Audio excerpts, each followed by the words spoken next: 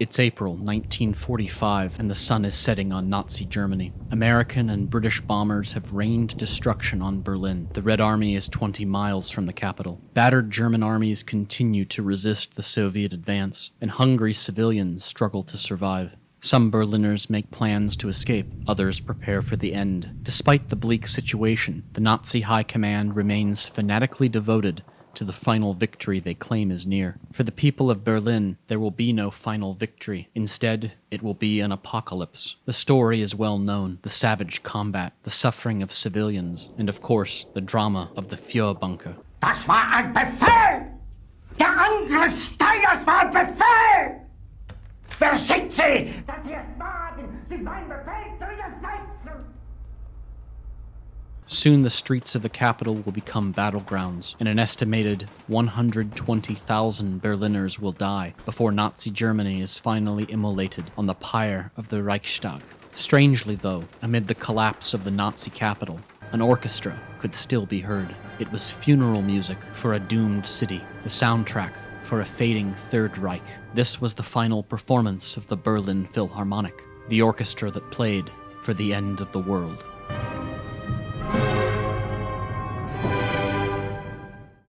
The Berliner Philharmoniker, or the Berlin Philharmonic, was founded in May 1882 and quickly grew to become Germany's premier orchestra in the early 20th century. The Philharmonic performed regular concerts through World War I, as well as the crisis that followed German defeat, endearing it as a national institution. During the Weimar Republic, the orchestra continued to attract noted musicians, composers, and conductors. Performances were generally held at the Berliner Philharmonie, a richly decorated concert hall that had originally been built as a roller skating rink. In October 1922, a new chief conductor took the helm of the Philharmonic, the 36-year-old Wilhelm Furtwängler. Furtwängler would grow the Philharmonic's international prestige through his interpretations of Beethoven, Brahms, and Bruckner. Today, he is considered by many to be one of the greatest maestros of the 20th century. Despite the hardships of the Great Depression, the Philharmonic continued to tour and perform. However, by 1933, the organization was nearly bankrupt. In an act of desperation, representatives of the Philharmonic appealed to the newly elected government for help. Of course, this government was different.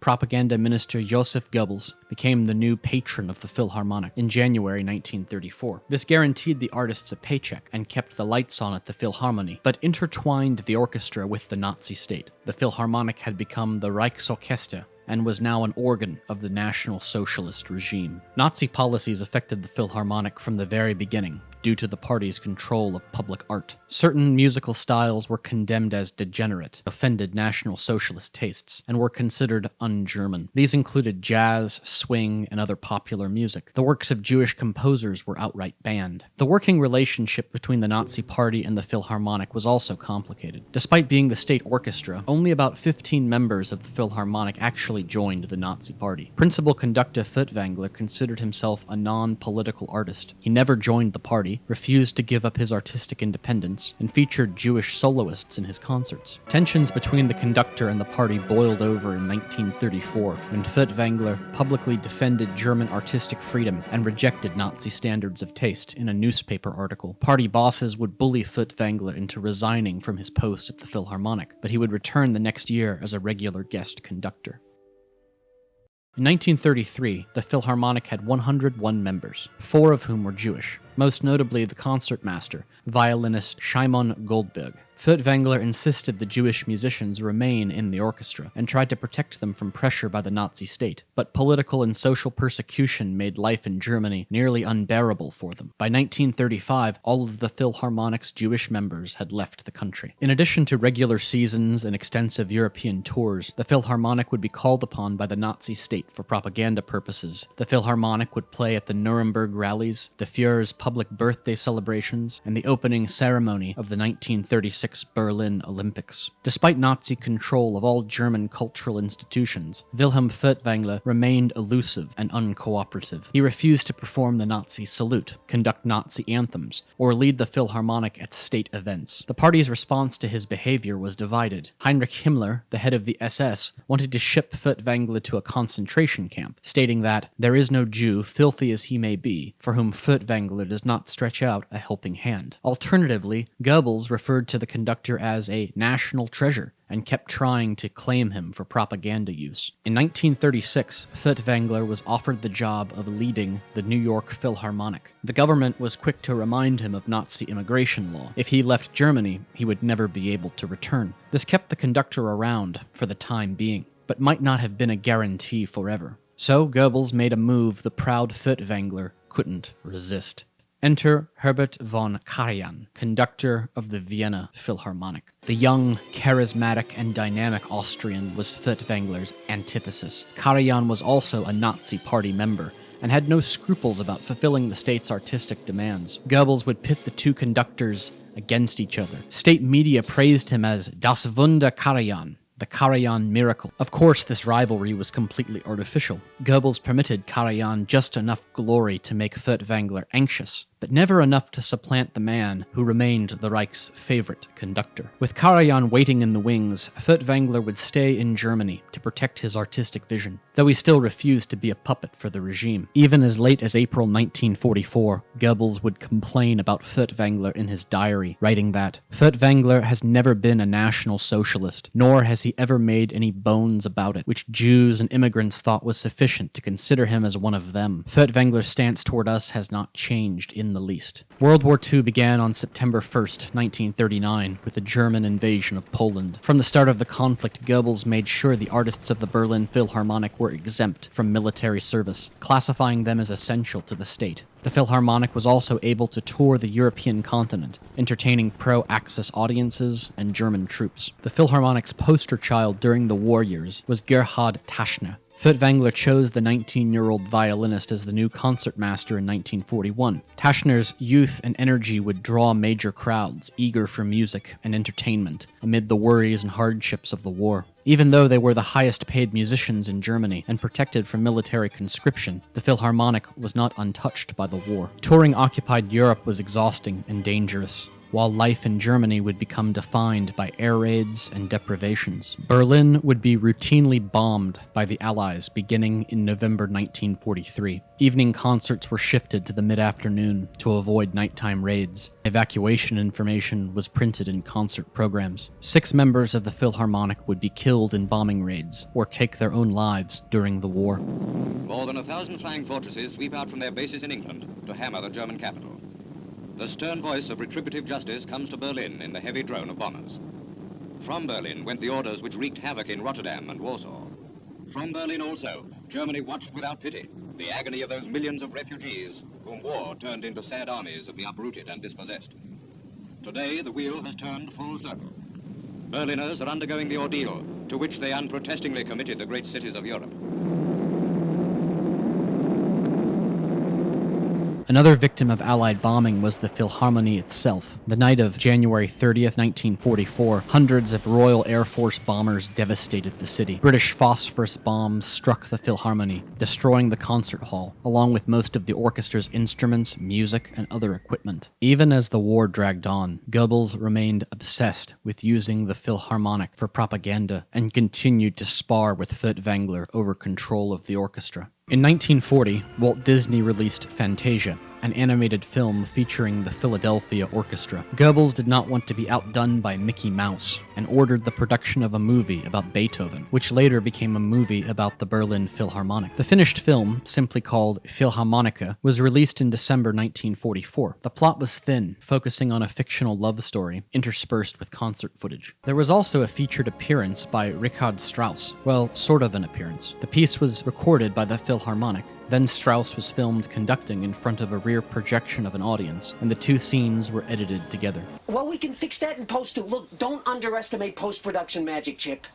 Philharmoniker also played fast and loose with history, setting up the Nazi Party as the savior of the orchestra and extolling National Socialist ideas of art. Furtwängler refused to have anything to do with the movie and was delighted when it received terrible reviews. By the end of January 1945, it was clear that Germany had lost the war. The Western Allies had pushed into the Reich itself. In the east, the 2.5 million strong Red Army directly threatened the Nazi capital. The Germans had lost over 1 million men since the previous summer and didn't have enough fuel or ammunition to sustain their battered forces. For Heinrich Himmler, it was time to tie up loose ends. The enemies of Nazism had to be liquidated before the war was lost. Among those on the hit list was Wilhelm Furtwängler. The SS had already collected a sizable file on the conductor. Furtwängler had been close to anti-Nazi elements in the German military, specifically Klaus von Stauffenberg, the mastermind of the failed July 1944 bomb plot against the Führer. He also had various connections to known members of the Kreisauer Circle, an anti-Nazi intellectual group. Though Furtwängler was not directly involved in resistance activities, his antipathy toward National Socialism had made him an enemy of Himmler for over a decade. Now the SS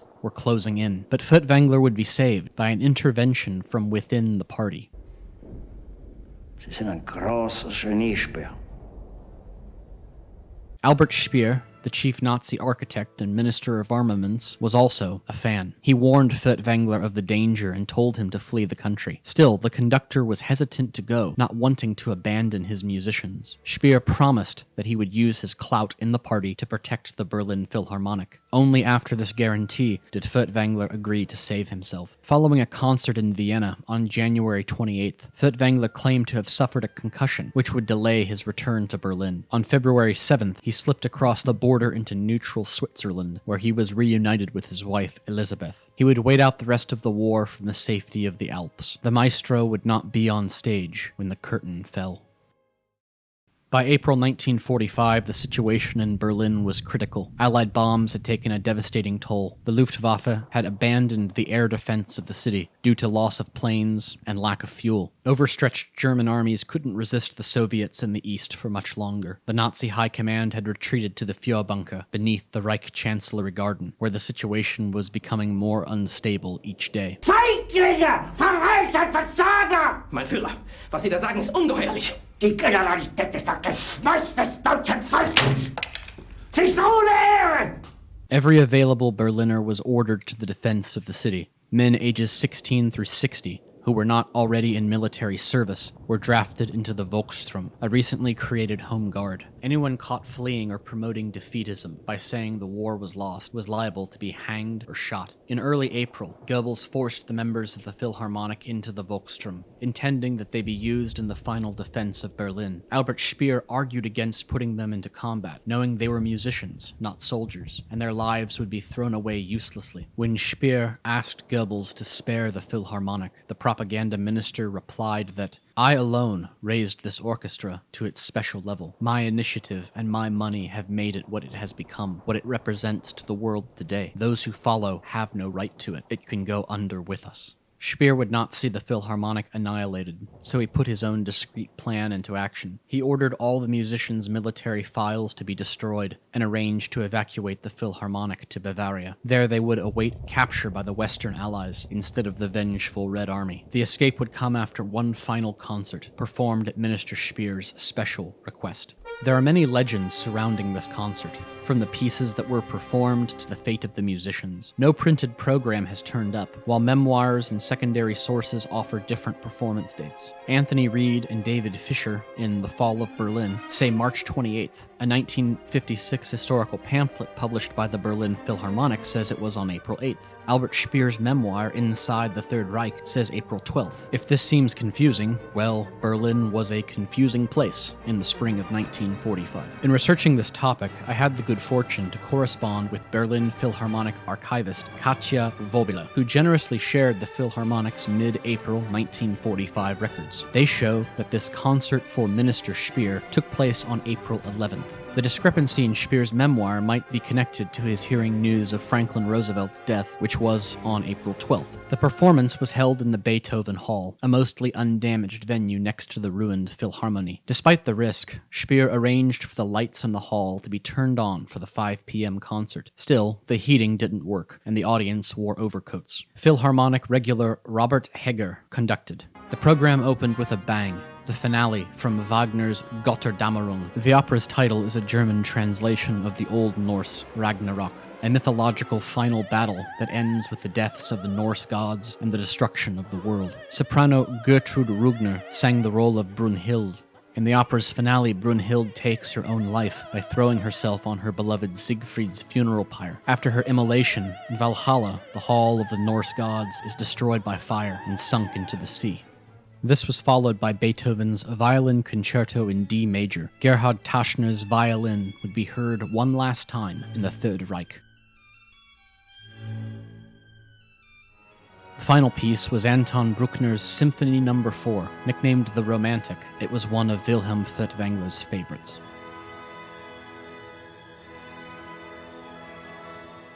As the crowd left the Beethoven Hall, uniformed Nazi youth were waiting with baskets of cyanide pills, a parting gift which horrified Speer. These government-supplied capsules were becoming a common sight in Berlin as the Red Army inched closer. After the concert, the orchestra was supposed to get on a bus which would take them south to Bavaria. But to Speer's surprise, the artists had all individually decided, with one exception, to stay and face the Wagnerian fires to come.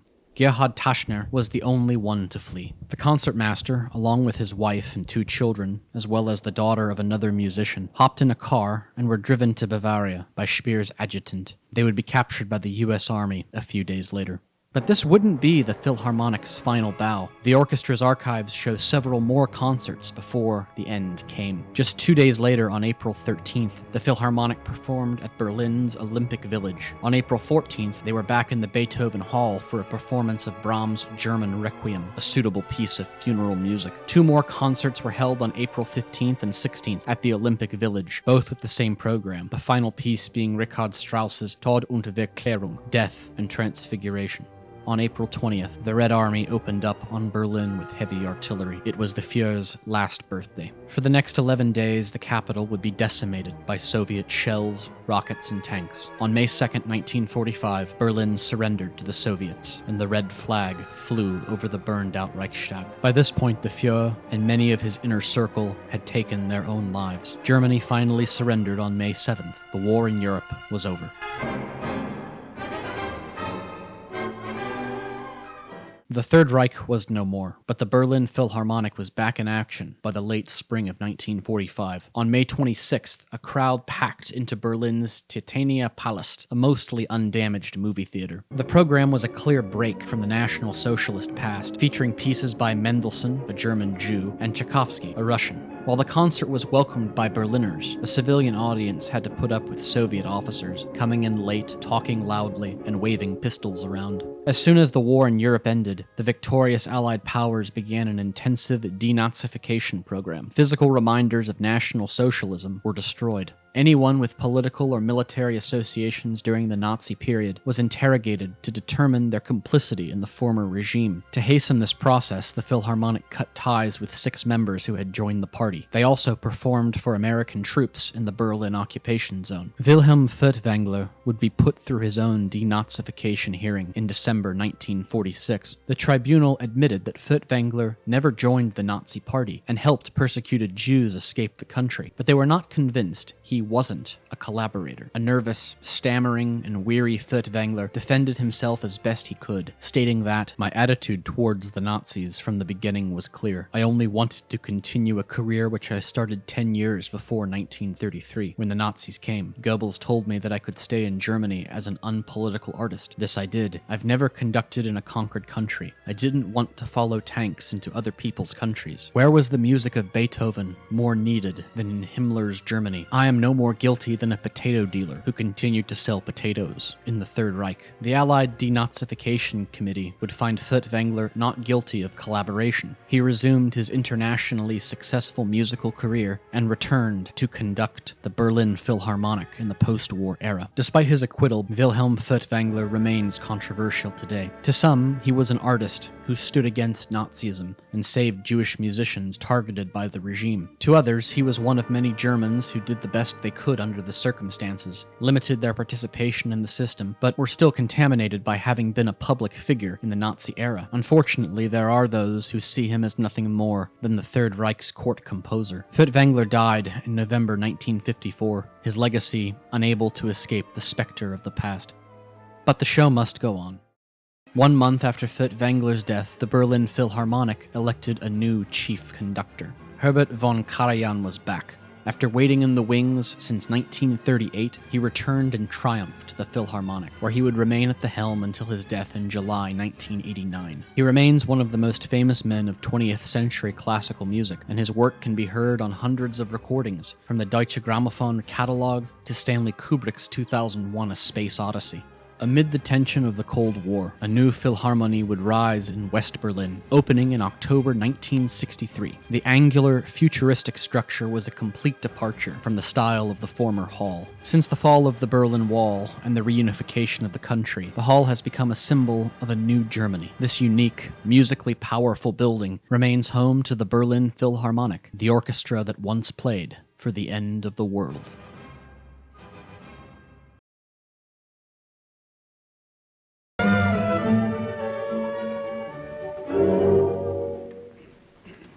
Crescendo ist in der Mitte des Taktes. Nicht schon am Anfang. Sowohl bei Ihnen als auch bei mir war es viel zu früh.